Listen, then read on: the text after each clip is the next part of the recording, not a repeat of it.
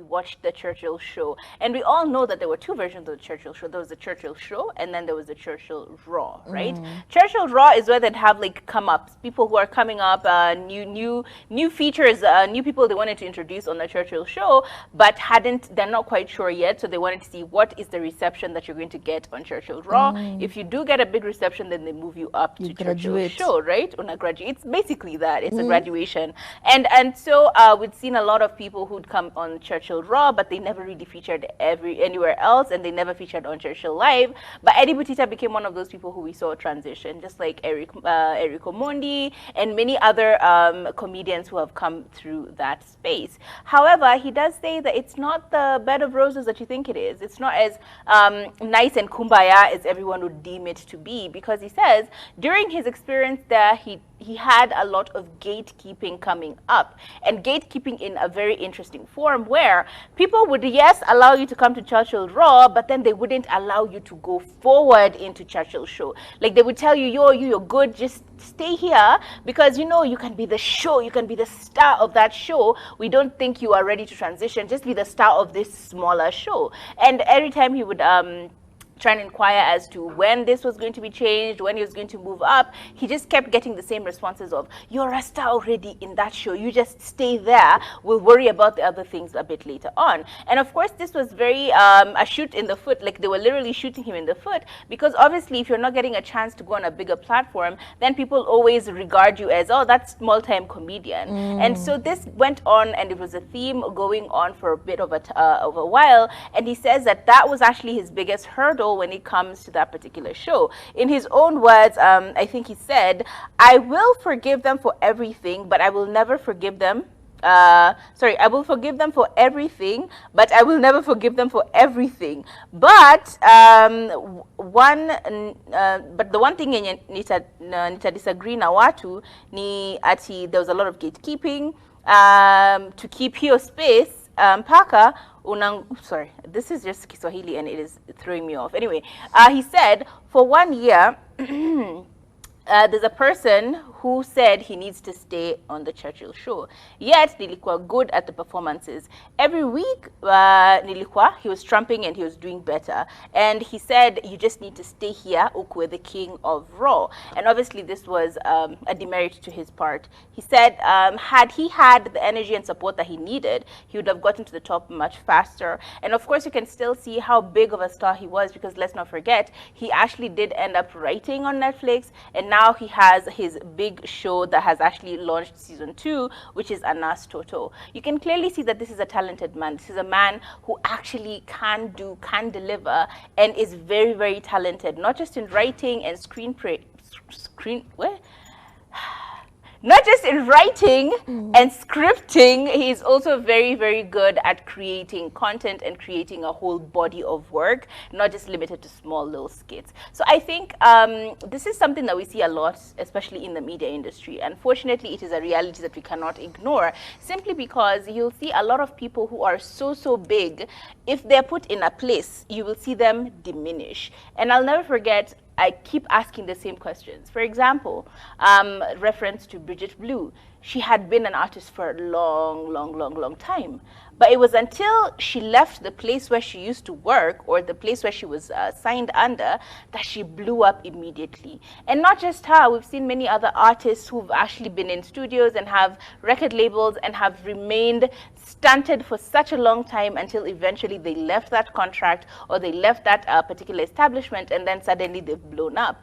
And unfortunately, this is something that we can't turn a blind eye on anymore, because there's so many talented people, but there are not enough platforms and media houses to encompass all of these people. So why and how can we make this better for talented people, actors, musicians, writers, actual artists who paint and draw?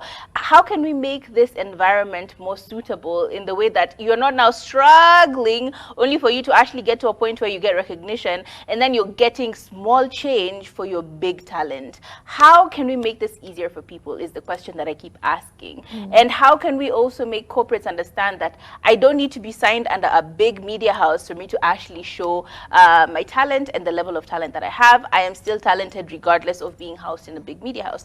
It's one of those just like really, really sad realities. I don't know. I think that a bigger intervention needs to be done. A bigger infusion, probably financial infusion, needs to be given. I don't know. It's just, it seems like, because even when incentives are given and money is given, you still find a lot of cartels forming. So it's like, it's a never-ending cycle. I'm worried to see what the entertainment industry is going to look like in a few years if these things are not resolved.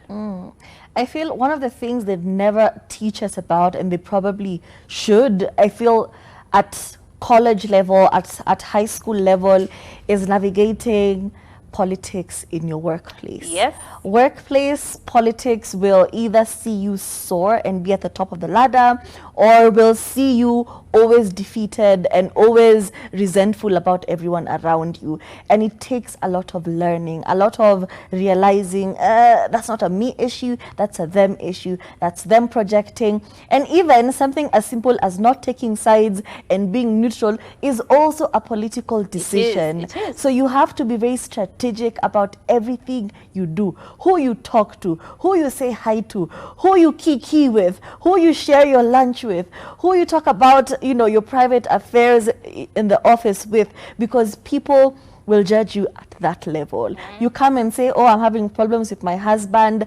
That is what they'll judge you. Even in your professional life, they'll just say she's a very problematic person. And they will use it against you. Exactly, they'll use it against you. So that thing of you get to the workplace and you bond with people and you're trying to, you know, camaraderie. Exactly.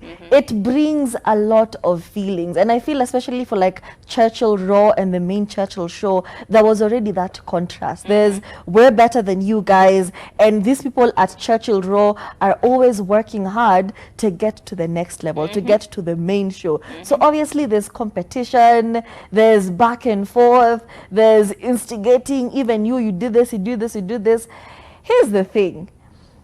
I understand people who keep you because it's good for them. Maybe they're like, if the best person in Churchill Row leaves, then it's just me and a bunch of these other wannabes, you know. So I do see where he's coming from, but I feel like it's part of the process. You will encounter such kind of people who will hold you back. Maybe they don't feel you're ready, or they don't want to let you go just yet, and they're not considerate of the fact that you feel like, you know, they're stomping on your dreams. They don't see the bigger urgency that you have. Yeah. So I feel like, yeah, as an up and coming, especially new to your field, navigating, getting to know the industry, you will experience these people. You will cry about it. Information as well. Exactly. And you will look back at it and be like, you know what, I could have handled this a little bit better, you know. Yeah. And unfortunately, that's usually a regret that you may end up paying for a very long time. Because unfortunately, especially in the entertainment industry, it's one wrong move and you're out. Like one strike and you're out. Like there's no, people don't give you grace. Blackballing in the industry is people real. Do not give you grace. Nobody gives you a second chance. It's it and it. It is really, really tough. And they will only limit you to what, there's also that, I don't know, there's a limitation. They'll put you in a box and they don't want you to come out of that box. True that. And when you try and get out of that box, unfortunately, the consequences are not that funny. They're not that cute. They're not that cute. But at the same time, we forge ahead, and we hope that the entertainment industry does become different in a while, I guess. Be a politician. Yeah, so what else is all going the time.